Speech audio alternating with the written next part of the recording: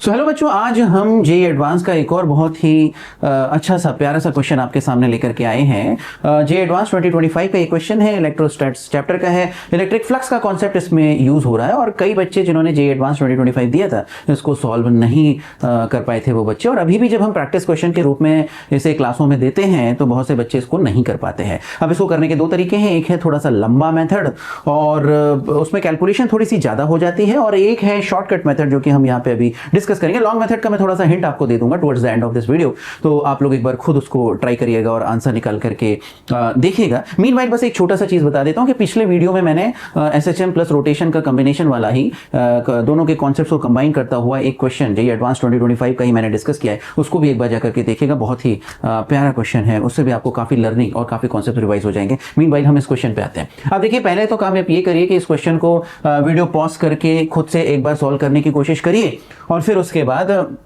जो हम यहाँ पे वर्किंग दिखाएंगे वो एक बार आप उसको लास्ट तक जो है जरूर देखें, क्योंकि डेफिनेटली उस वर्किंग से आपको काफी कुछ सीखने को मिलेगा। तो अब यहाँ पे क्विकली हम इस क्वेश्चन को देख लेते हैं। देखिए इस क्वेश्चन में क्या लिखा हुआ है, टू कोएक्सियल कंडक्टिंग, देखिए यहाँ पे दो कोएक्सियल कंडक्टिंग सिलेंडर्स आपको दे रखे हैं। ये देखिए कि सिलेंडर 1 है, सिलेंडर 2 है। यहाँ पे आपको दो कोएक्सियल सिलेंडर्स दे रखे हैं, ठीक है, ये यहाँ पे आपको सिलेंडर्स दे रखे हैं। और अब इनका जो रेडियस है वो √2r, ये देखिए ये टॉप व्यू है, ये उसी सिस्टम का टॉप व्यू है, ये √2r, ये 2r, ये इसके रेडियस आपको दे रखे हैं। The charge on the inner cylinder, ये लीजिए इस पे चार्ज क्यू दे रखा है ना, और जो आउटर सिलेंडर है उसको ग्राउंड कर रखा है, ये देखिए इसको यहाँ पे हमने ग्राउंड कर रखा है। The annular region between the cylinders is filled with a material of dielectric constant K is equal to 5। ये लीजिए यहाँ पे इनके बीच का जो रीजन है उसे हमने, एयर या वैक्यूम वहां पर नहीं है, वहां पे एक डाइलेक्ट्रिक मीडियम है जिसका कि जो डाइलेक्ट्रिक कांस्टेंट है वो K इज इक्वल टू 5 दे रखा है यहाँ पर, ठीक है। और इसके बाद जो इमेजिनरी प्लेन है, consider an imaginary plane of same length L। अभी सर ये किस इमेजिनरी प्लेन की बात कर रहा है, तो ये इस इमेजिनरी प्लेन की बात कर रहा है। ये लीजिए यहाँ पे हमने इसको हाईलाइट कर दिया, ये इस इमेजिनरी प्लेन की बात कर रहा है, और इस इमेजिनरी प्लेन से हमको फ्लक्स निकालना है। तो ये जो इमेजिनरी प्लेन है ये बता रहे हैं कि ये इसका टॉप व्यू है, तो this is the imaginary plane, top view से जो दिख रहा है, और ये एक्सिस ऑफ द सिलेंडर और सेंटर से r डिस्टेंस पे हमें दे रखा है। This plane is parallel to the axis of the cylinder, और यहाँ पे दिख ही रहा है कि एक्सिस ऑफ द सिलेंडर के पैरेलल है ये प्लेन।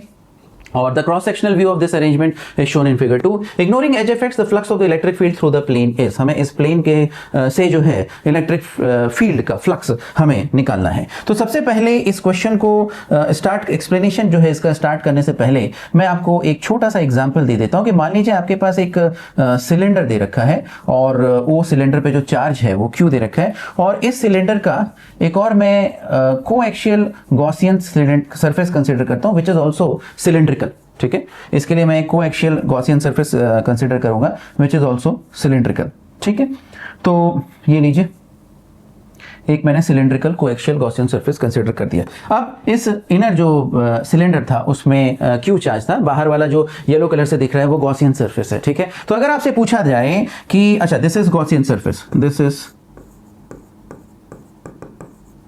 गॉसियन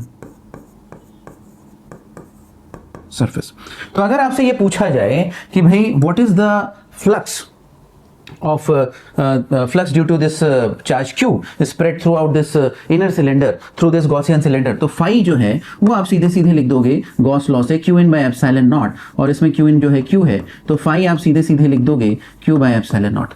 लेकिन अगर मैं कहूं कि भैया मुझे पूरे सिलेंडर से नहीं चाहिए, मुझे केवल इस सिलेंडर के एक पोर्शन से चाहिए, तो सपोज वो जो पोर्शन है वो कुछ इस तरह का है। पोर्शन जो है मैं यहाँ से ये इस तरह का एक पोर्शन मैं अलग कर देता हूँ, और इस पोर्शन को अगर मैं कट कर दूं, इस सिलेंडर के जो पोर्शन है उसको अगर मैं कट कर दूं, ठीक है, तो मुझे पूरे गॉसियन सरफेस से नहीं चाहिए है, पूरे गॉसियन सिलेंडर जो इसको हम गॉसियन सिलेंडर बोलेंगे उससे नहीं चाहिए है, ये जो मैं पोर्शन अलग कर रहा हूँ वहां से मुझे फ्लक्स चाहिए है सर। तो फिर तुरंत आप यहाँ पे दिमाग लगा सकते हो सर कि पूरा 2πr, ये जो एंगल है, ये जो पोर्शन मैं अलग कर रहा हूँ, यहाँ पे आप ध्यान से देखिए, ये जो पोर्शन मैं अलग कर रहा हूँ तो ये जो एंगल है ये थीटा है, ठीक है। यहाँ पे आप ध्यान से देखिए, कंफ्यूज मत होइएगा।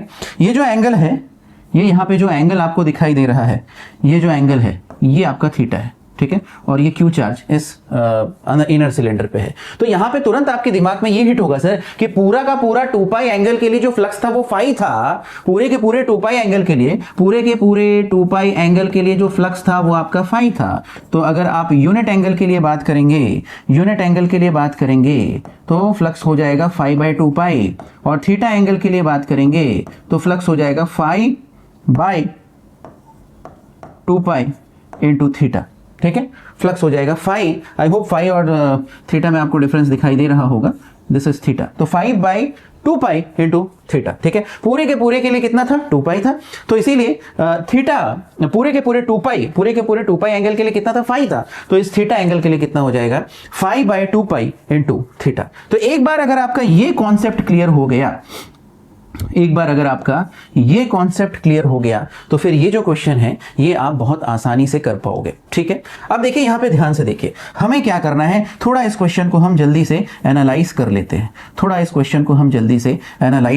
हैं, तो देखिए यहां पर अब हमें फ्लक्स कहां से कहां तक निकालना है ये भी ध्यान रख लीजिए, ये पूरे के पूरे प्लेन से निकालना है। बट यहां पे अगर मैं यहां पे नेमिंग कर दूं तो ये A है, सपोज ये B है, ये C है और ये D है, ठीक है। अगर मैं यहां पे नेमिंग कर दिया A B C D, तो देखिए जो B से C तक का, इस प्लेन का B से C तक का जो एरिया है, टॉप व्यू से हम देख रहे हैं, भैया उधर तो हमें फ्लक्स निकालने की जरूरत ही नहीं है। क्यों फ्लक्स निकालने की जरूरत नहीं है सर? फ्लक्स निकालने की जरूरत इसलिए नहीं है क्योंकि वहां पे इलेक्ट्रिक फील्ड प्रेजेंट ही नहीं है, इसीलिए वहां से हमें फ्लक्स निकालना ही नहीं है। तो फ्लक्स हमें निकालना कहां से है, C से D तक और B से A तक, या A से B तक एंड C से D तक, यहां तक ही हमें बस फ्लक्स निकालना है। यहां पर भी हम वही एंगल वाला जो कॉन्सेप्ट है, पूरे के पूरे सिलेंडर से कितना है, फाई है, which is Q bye epsilon not. तो ये जो एंगल है, अब यहां पे ध्यान से देखिए, वही कॉन्सेप्ट यहां पे लगा देंगे। ये देखिए ये एंगल अगर हम निकाल लें, ठीक है, यहां पे थोड़ा सा हम इसको एक बड़े उसमें दिखा देते हैं, थोड़ा सा बड़ा उसमें दिखा देते हैं। देखिए यहां ध्यान से देखिए, अब एक बड़ा सा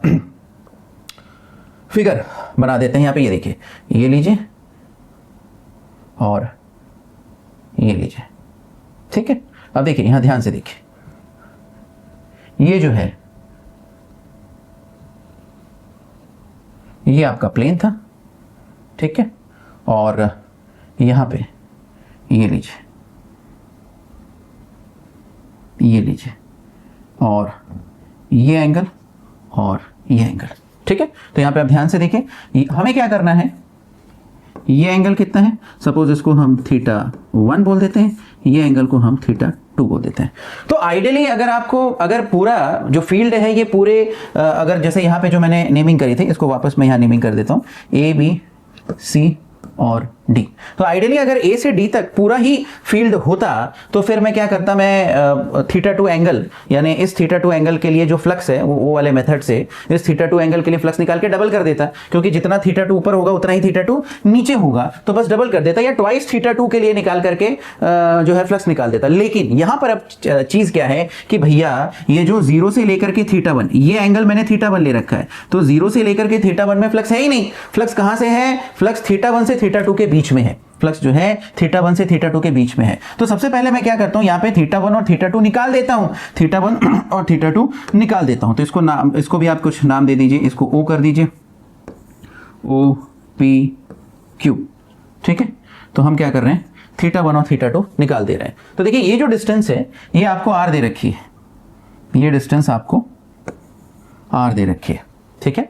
और ये जो डिस्टेंस है ये R है, और ये वाली जो डिस्टेंस है अंदर वाला, ये जो एंगल है, ये मतलब ये जो रेडियस है, ये जो रेडियस है, this is given as R√2, ठीक है। ये जो चीज है ये आपको R√2 दे रखी है। तो यहां पे आप देखोगे कि साइन θ1 ये कितना आ रहा है सर, या cos θ1 आ जाएगा, यहाँ पे cos θ1 ये आपका आ जाएगा R डिवाइडेड बाय R√2, ठीक है। ये हो जाएगा cos θ1, तो ये हो जाएगा R डिवाइडेड बाय R√2, तो cos θ1 इज 1/√2, θ1 यहाँ से आपका π/4 निकल के आ जाएगा, ठीक है। θ1 यहाँ से π/4 निकल के आ जाएगा। उसी तरह से अब θ2 हमें निकालना होगा। ये जो डिस्टेंस है ये आपकी 2R दे रखी है सर। ये जो बाहर वाली डिस्टेंस है, इनर जो अंदर वाली डिस्टेंस थी वो कितनी, रेडियस था R√2 था। बाहर वाली जो डिस्टेंस है ये वाली, ये आपको 2R दे रखी है। बाहर वाली जो डिस्टेंस है ये आपको 2R दे रखी है, ये डिस्टेंस आपको 2R दे रखी है। तो यहां पे आप देखोगे cos θ2 कितना आ जाएगा सर, यहां से आप ये देख लीजिए cos θ2 कितना आ जाएगा। तो cos θ2 आपका आ जाएगा R/2R, it means 1/2, it means θ2 जो है ये आपका कितना हो जाएगा, ये आपका हो जाएगा 60 डिग्री, यानी कि ये आपका हो जाएगा π/3। ठीक है, तो यहाँ पे अब यहाँ पे ध्यान से देखिए कि जो फ्लक्स है, फ्लक्स हमें किस एंगल के लिए निकालना है? फ्लक्स हमें केवल, ठीक, अगर जैसा कि मैं पहले बताया, अगर पूरे रीजन में फील्ड होता P से, अगर आप यहाँ पे देखें P से C तक के रीजन या B से C तक के रीजन में भी फील्ड होता अगर, तो हमें पूरे θ2 के लिए निकाल के डबल करना पड़ता या 2θ2 के लिए निकाल देते। लेकिन यहाँ पे क्या करना है, पूरे में तो है नहीं, तो अपने को क्या करना पड़ेगा? सिंपल θ2 - θ1, केवल हमें इस θ2 - θ1 है ना, इसके लिए निकालना है। अगर इसको हम थीटा मान लें, θ2 - θ1 के लिए ही निकालना है और उसको डबल कर देंगे। θ2 - θ1 के लिए ही निकालना है, उसको डबल कर देंगे। तो क्विकली जो है हम θ2 - θ1 देख लेते हैं। θ2 हो गया आपका π/3 माइनस π/4, तो ये कितना हो जाएगा? ये हो जाएगा आपका 4π/12 minus 3π/12, that comes out to be π/12। तो यहाँ पे आपको θ2 - θ1 which is equal to theta, ये π/12 निकल के आ रहा है। तो हम क्या करेंगे, इस π/12 एंगल के लिए फ्लक्स निकाल देंगे, उसको डबल कर देंगे। क्यों? क्योंकि यहाँ पे ऊपर है और फिर यहाँ से C से D और B से A में भी निकालना है। तो जो B से A में, जो C से D में होगा वही B से A में भी होगा। तो बस इस π/12 एंगल के लिए निकाल के डबल कर देंगे। ठीक है, चलिए अब यहाँ पे क्विकली हम देख लेते हैं भैया कि भाई हमने पहले ही देख लिया कि 2π एंगल के लिए आपका कितना था? 2π एंगल के लिए आपका था Q/ε0। तो यूनिट एंगल, यूनिट रेडियन के लिए कितना हो जाएगा? Q/ε0 into 2π। और फिर π/12 एंगल के लिए कितना हो जाएगा? π/12 एंगल के लिए हो जाएगा Q/ε0 इंटू 2π इंटू π/12। लेकिन अब यहाँ पे एक छोटी सी चीज़ हमें चेंज करनी होगी। देखिए बच्चों, यहाँ पे ध्यान से देखिए कि जो C से D में जो मीडियम है वो एयर नहीं है, ये ध्यान रखें। जो गॉस लॉ होता है वो होता है phi is equal to Q/ε, where epsilon is the permittivity of that medium. Epsilon जो है वो जिस मीडियम में, जो वो मीडियम है उसकी परमिटिविटी होता है। यहाँ पे जो मीडियम है वो एयर या वैक्यूम नहीं है। एयर और वैक्यूम के लिए वो एप्सिलॉन से रिप्लेस हो जाता है। तो इस केस में जब हम अप्लाई करेंगे तो फाई जो है वो क्या आना चाहिए? फाई जो है आपका, it should come out to be Q upon epsilon r, और यहाँ पे epsilon r is equal to K is equal to 5 आपको दे रखा है। ठीक है, तो बस हम ज्यादा कुछ नहीं करना है। यहाँ पे एप्सिलॉन r एक बार और मल्टीप्लाई कर दीजिए सर, ठीक है, इनटू एप्सिलॉन r, ठीक है, इनटू 1/εr। बस अब जल्दी से हम लोग इसको सिंप्लीफाई कर लेते हैं। एप्सिलॉन r आपको 5 दे रखा था, यहाँ से ये पाई से पाई कैंसिल हो जाएगा। यस, तो आपके पास आएगा ये हो जाएगा Q/2 ε0 into π/12, okay, into 1/εr। तो 1/εr को नीचे, 1/εr मीन्स 5, ठीक है, 1/5 सॉरी, तो ये 5 हम नीचे लिख देंगे। ठीक, ओके, तो बस अब कुछ नहीं बता। π/2 एंगल के लिए कितना आ गया? π/12 एंगल के लिए कितना आ गया? ये आपका आ जाएगा, अच्छा ठीक है, तो ये आपका आ जाएगा, सॉरी, पाई से पाई, ये पाई यहाँ से गायब हो जाएगा तो केवल Q बचेगा। तो ultimately this will become Q/120 ε0। ये Q/120 ε0 आ जाएगा। ठीक है, तो अब ये एक बार Q/120 ε0 आ गया तो ये तो भैया केवल C से D तक का हमने निकाला है, हमें तो A से B तक का भी निकालना है। तो A से B तक का निकालने के लिए क्या करेंगे? C से D तक का जो निकाला उसमें 2 से मल्टीप्लाई कर देंगे। तो यहां से अब आप देखेंगे जो फाई टोटल होगा, फाई टोटल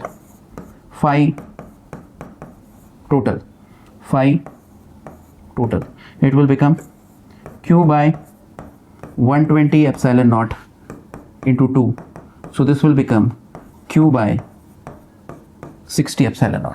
ठीक है, तो बस जो यहाँ पे अब देखते हैं कि ऐसा कोई ऑप्शन है या नहीं है। तो यहाँ पे आप देखेंगे कि Q/60 ε0 डेफिनेटली यहाँ पे ऑप्शन में है, Q/60 ε0 यहाँ पे ऑप्शन में है, तो ये इसका आंसर हो जाएगा। तो बहुत ही सिंपल तरीके से हमने इसको कर दिया। यहाँ पर जो क्वेश्चन था वो तो मैंने समझा ही दिया। जो कॉन्सेप्ट हमने यूज़ किया कि अगर हम उसका एक गॉसियन जो है सिलेंडर ले लें तो उस गॉसियन सिलेंडर से अगर पूरा गॉसियन सिलेंडर लेंगे यानी पूरा 2π एंगल लेंगे तो हमें अगर Q by epsilon not flux है या फाई फ्लक्स है तो हम क्या करेंगे फिर थीटा एंगल के लिए, अगर आपने उसका एक थीटा इस तरह से पोर्शन कट कर दिया such that this angle is theta, तो फिर हम उसके थ्रू फ्लक्स निकाल लेंगे और फिर वो कॉन्सेप्ट को लर्न करते हुए फिर हमने यहाँ पे निकाला। अब यहाँ पे जो है हमने जो एंगल यहाँ पे कैलकुलेशंस की, तो यहाँ पे आप ध्यान से हमें ये देखना है कि भैया ये पूरे जो है ए से लेकर के डी तक में आपका फील्ड नहीं है, बी से लेकर के सी में फील्ड नहीं है, तो हम क्या करेंगे सी से डी का निकाल के डबल कर देंगे। तो सी से डी का निकालने के लिए अब थीटा 2 एंगल निकाला, थीटा 1 एंगल निकाला। अगर पी से डी में पूरा होता तो पूरा थीटा 2 एंगल कवर करते, नहीं करना है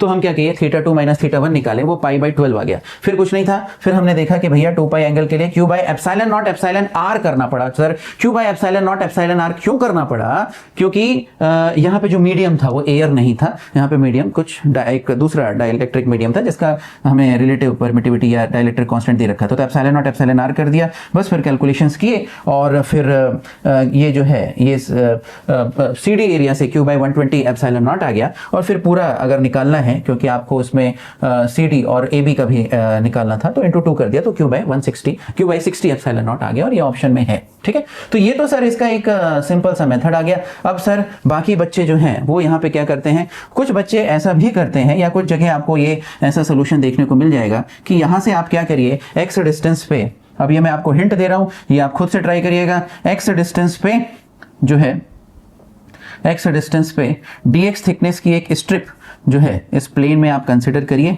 ठीक है, एक्स डिस्टेंस पे dx थिकनेस की जो एक स्ट्रिप इस प्लेन पर आप कंसिडर करिए और फिर उसके बाद आप उस dx स्ट्रिप से फ्लक्स निकालिए, फिर इंटीग्रेट कर दीजिए। ठीक है, तो ये भी एक तरीका है।